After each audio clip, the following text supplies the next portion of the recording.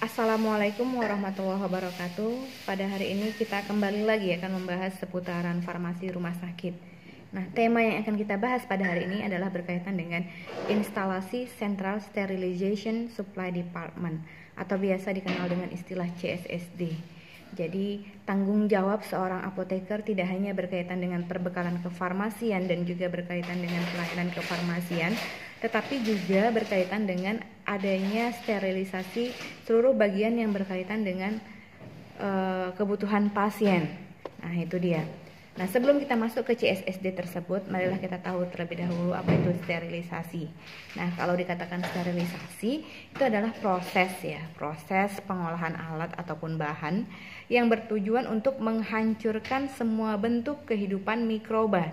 Jadi tujuannya adalah menghancurkan semua bentuk kehidupan mikroba, termasuk endospora, dan dapat dilakukan melalui proses kimia ataupun fisika. Nah, itulah dia makna dari sterilisasi.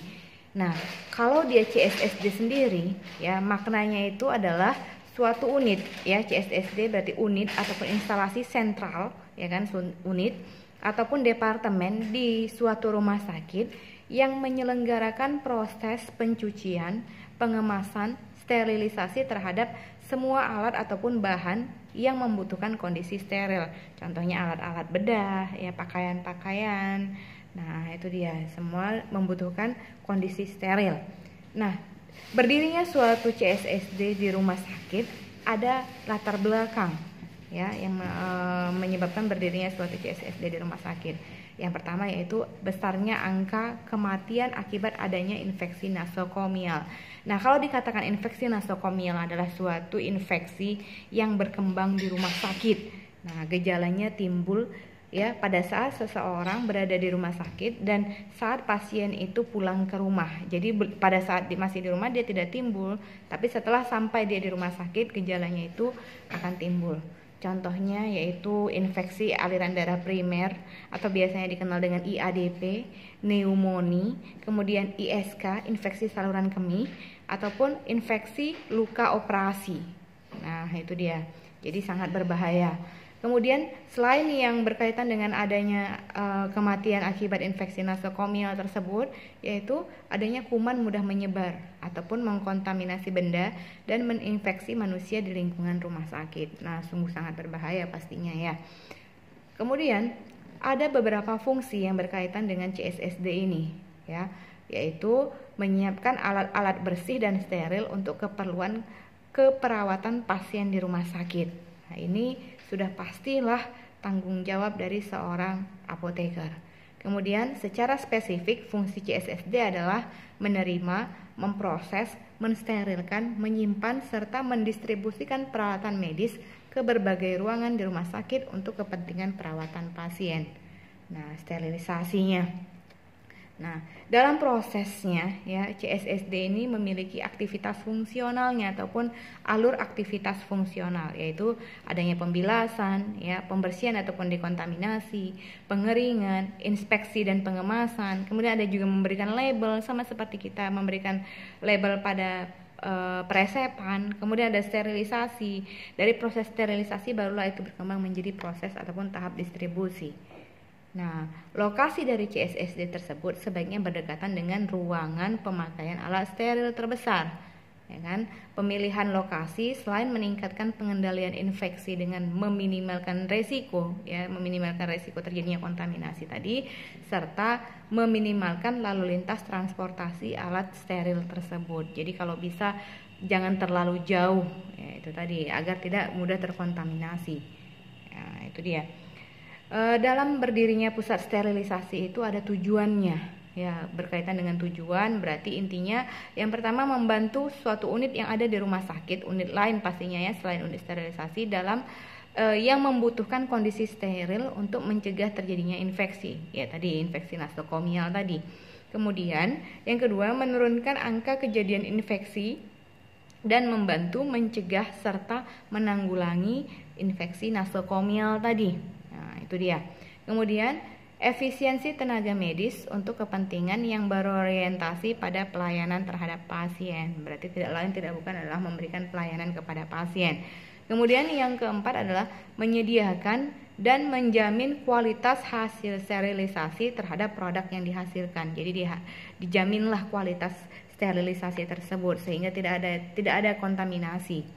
Kemudian salah satu indikator keberhasilan dalam pelayanan rumah sakit adalah rendahnya angka infeksi nosokomial di rumah sakit. Nah, itu dia. Jadi perlu adanya pengendalian infeksi ya yang ada di rumah sakit. Nah, pusat sterilisasi merupakan salah satu mata rantai yang penting untuk pengendalian infeksi. Ya jelas, untuk apa orang ke rumah sakit? Biasanya tujuannya untuk perobatan, justru malah terkadang ada malah makin sakit. Nah, tidak harus seperti itu ya. Kemudian untuk melaksanakan tugas dan fungsi sterilisasi, pusat sterilisasi sangat bergantung pada unit penunjang. Nah, unit penunjangnya berkaitan dengan pelayanan medik, ya, kemudian unsur penunjang medik maupun instalasi yang terlain, perlengkapan ya, pemeliharaan sarana, sanitasinya. Nah, itu juga harus diperhatikan. Nah, apabila terjadi hambatan pada salah satu subunit, maka akan mengganggu proses sterilisasi. Nah, itulah yang harus diperhatikan ya, berkaitan dengan instalasi itu perlengkapannya, pemeliharaan sarana rumah sakitnya, kemudian sanitasinya. Nah, itu dia. Bila ditinjau dari segi volume alat dan bahan yang harus disterilkan di rumah sakit, maka rumah sakit disarankan bagi rumah sakit untuk mempunyai suatu instalasi pusat sterilisasi tersendiri. Nah, rumah sakit yang ada di Kota Medan ini, terutama yang ada CSSD-nya itu adalah ada Malik dan Pirngadi. Nah, itu ya. Yang merupakan salah satu instalasi penunjang medik yang berada di bawah dan bertanggung jawab langsung kepada wakil direktur penunjang medik. Nah, itu dia.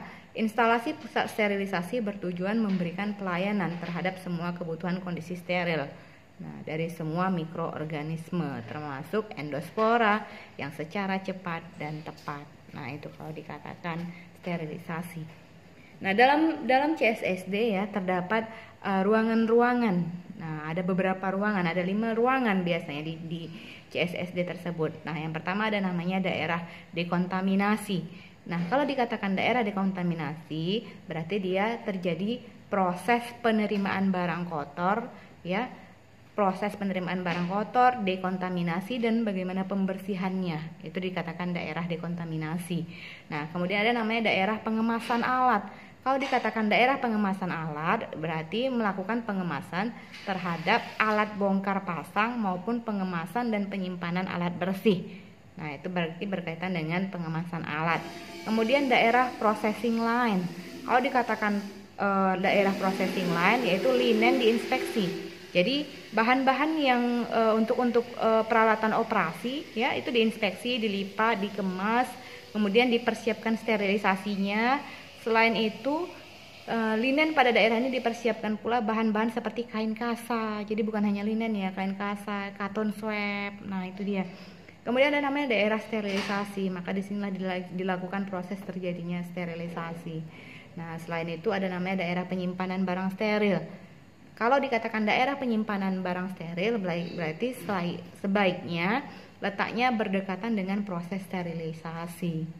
Nah, tersedia mesin sterilisasi 2 pintu. Ya, dikatakan 2 pintu, di mana pintu belakang langsung berhubungan dengan pintu penyimpanan. Jadi tidak buka tutup. Itu dia. Nah, di 2 pintu itu terdapat 2 sentral ya, ada namanya sentral gas medis. Nah, kalau dikatakan sentral gas medis yaitu seperangkat prasarana peralatan ataupun tabung yang menyimpan beberapa gas medis tertentu yang dapat disalurkan melalui pipa instalasi gas medis. Nah, itu dia sentral gas medis. Kemudian ada namanya instalasi gas medis, yaitu seperangkat sentral gas medis, instalasi pipa gas medis sampai ke outlet. Jadi kalau dikatakan outlet adalah keluaran gas medis melalui dinding. Nah, itu dia. Nah, dalam CSSD juga dalam proses sterilisasi ada beberapa istilah. Yang pertama adalah aerasi. Jadi kalau dikatakan aerasi itu adalah pemaparan kemasan, ya, pemaparan kemasan yang baru disterilkan gas etilen oksida. Jadi kalau dikatakan aerasi, pemaparan kemasan yang baru disterilkan gas etilen oksida pada sirkulasi udara untuk menghilangkan sisa gas etilen oksida. Nah, itu dikatakan aerasi. Kemudian ada namanya AAMI, ya, singkatannya Association for for the Advancement of Medical, ya, asosiasi Advancement of Medical. Kemudian AHA, ya, singkatan dari American Hospital Association, ya, AHA, American Hospital Association. Kemudian ada namanya antiseptik. Kalau dikatakan antiseptik pasti sudah tahu lah ya, desinfektan, ya, yang digunakan pada permukaan kulit dan membran mukosa untuk menurunkan jumlah mikroorganisme. Kemudian ada juga istilahnya autoclave, pasti sudah tahu lah ya, itu suatu alat yang digunakan untuk sterilisasi dengan menggunakan uap yang bertekanan. Ya, kemudian ada namanya Bacillus stearothermophilus. Bacillus stearothermophilus yaitu suatu mikroorganisme yang dapat membentuk spora serta resistensi terhadap panas, yang digunakan dengan uji efektivitas sterilisasi uap. Kemudian ada namanya Bacillus, ya, Bacillus subtilis, itu adalah mikroorganisme, ya, mikroorganisme yang membentuk spora. Kemudian ada namanya bioburden, ya, jumlah mikroorganisme pada benda yang terkontaminasi. Ya, jumlah mikroorganisme pada benda yang terkontaminasi dikenal dengan bioburden. Kemudian ada Bowie-Dick-Test, yaitu uji efektivitas pompa vakum mesin sterilisasi uap. Berpompa vakum dia yang pastinya. Nah, ada namanya juga dekontaminasi, ya, ada desinfeksi, ada Google, ya, kemudian ada inkubator, kemudian ada indikator biologi. Nah, itu bisa dibaca saja. Kemudian ada aktivitas fungsional dari pusat sterilisasi tersebut. Nah, tadi ada pembilasan. Kalau dikatakan pembilasan itu adalah alat yang telah digunakan tidak dilakukan di ruang perawatan. Kemudian ada namanya pembersihan, ya. Semua alat pakai ulang harus dibersihkan secara baik sebelum dilakukan proses desinfeksi dan sterilisasi. Kemudian ada namanya pengeringan, ya, dilakukan sampai kering, ya, seperti biasa. Kemudian ada inspeksi dan pengemasan, pastinya setiap alat harus diperiksa kelengkapannya. Sementara untuk bahan linen harus diperhatikan densitas maksimumnya, ya. Kemudian ada berkaitan dengan memberikan label, berarti harus mempunyai label yang menjelaskan isi kemasan, cara sterilisasi, tanggal sterilisasi, dan kadaluarsa proses sterilisasi.